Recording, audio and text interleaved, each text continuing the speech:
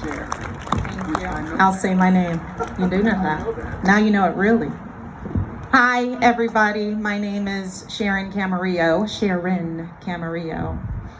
I'm a San Diego native, and I have been a proud Scripps Ranch resident for the last 8.5 years. And I'm so very grateful and honored to be speaking in front of you tonight. And these weeks have been so heavy, right? I know you feel it. I know it's likely what brought you here today, the heaviness. And I am, always have been, forever will be proud to be Black. But my Blackness comes with trauma. This week has been heavy, yes, but for me, for people in the Black community, it has been traumatizing. The words, the images, the hate, the sounds, the lack of acknowledgement, trauma. So this evening is not just about the man, George Floyd. We're not just here to honor George Floyd, father of 6-year-old Gianna. This evening, you are here today, we are here today to honor those that came before him. And yes, Sarah, those that will come after him. The named and the unnamed. And we know that in our history, there are far more unnamed than there are named. Trauma. I feel it in my body, my soul, my conscience, my energy. It is traumatizing. And it cuts even deeper when I hear folks say, you know, racism doesn't exist in the Scripps Ranch community. It's not here, not in our community. Yes, it is. It looks different. It looks different. It's more sophisticated. It's veiled. It's hidden. It's covert. But it cuts deep. And these little instances cause big destruction. They cause trauma. And these little instances are how racism and bigotry survive and fester. Survive and fester. Racism is the reason when I moved into my community, into my neighborhood, I met a neighbor shortly after I moved in, and he asked me, "Are you sure you can afford your mortgage?" I am. Racism is the reason why a friend's son and daughter came home from school crying, from schools in this community crying because some white classmates told them that their skin looked like poop. It happened, and it's traumatizing. Racism is the reason I always put on my wedding ring before going for a jog in my neighborhood. Maybe if I wear it, they will not question if I belong. And if you think I'm silly, you haven't heard of Ahmaud Arbery jogging while Black. Racism is the reason my Mexican-American father-in-law was accosted for walking down my street wearing a polo and slacks. He's a history professor. Accosted by my neighbor. What are you doing here? That neighbor still waves and smiles at me today. Hi, Sharon.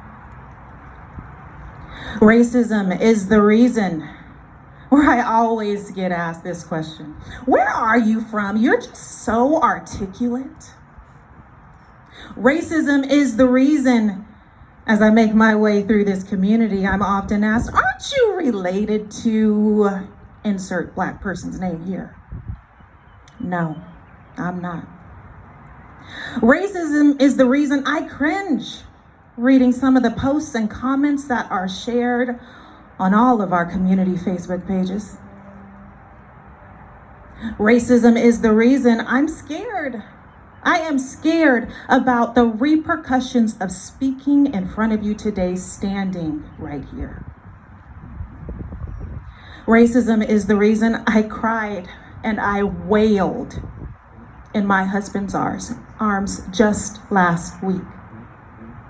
I wailed in his arms. Just last week, the trauma. Racism is the reason I had to call my therapist the next day. The trauma. Racism is the reason I am exhausted. Racism is the reason that George Floyd's cries were not heard. Have you seen the video? I couldn't watch it. The trauma. But I read his words. How many times did he beg, please, please, sir? Because they always say you got to treat him with respect, right? Please, sir. How many times did he say, I cannot breathe? How many times did he say, they are gonna kill me, mama?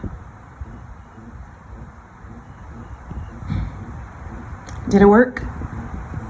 Did it work? Did his cries, his pleas, did they work? Were they enough to spare his life? No, they weren't. This moment that we are here doing today, experiencing today, the pain and anguish, it has to be enough. It has to be enough. If it's not, mine might be the body, the life that you are grieving at a vigil just like this in the future. Mine. Black bodies can no longer be attacked and abused and violated because you just don't want to have the difficult conversations. Because you don't want to make it awkward in your social gathering. Because you or your family members are too scared or fragile to face your privilege. Black bodies can no longer be attacked or violated because you're just walking along in your suburban life, living in comfort. And every single system, no matter which system it is, suits your family's needs perfectly. No more. This moment has to work. It has to be enough. Don't tell me you don't have the voice. Don't tell me you don't know where to start. It starts now. You have to do the work. We have to do the work together. Ignorance is no longer an excuse. Ignorance is no longer an excuse. Now, I do believe that racism is alive. I do. But I do not believe that it is well. Looking out at your faces, you show me that it is threatened. It has cracks in its foundation. Its legs are buckling. You can see them shaking, trembling. Now, working together, we have to create more of these cracks. We have to work together. We have to work together, step by step, doing the work, the silent work, the loud work. Now, I don't believe that racism can be dismantled in a moment, but I do believe that it can be dismantled in a movement. And I am so grateful and proud to be on this movement with you.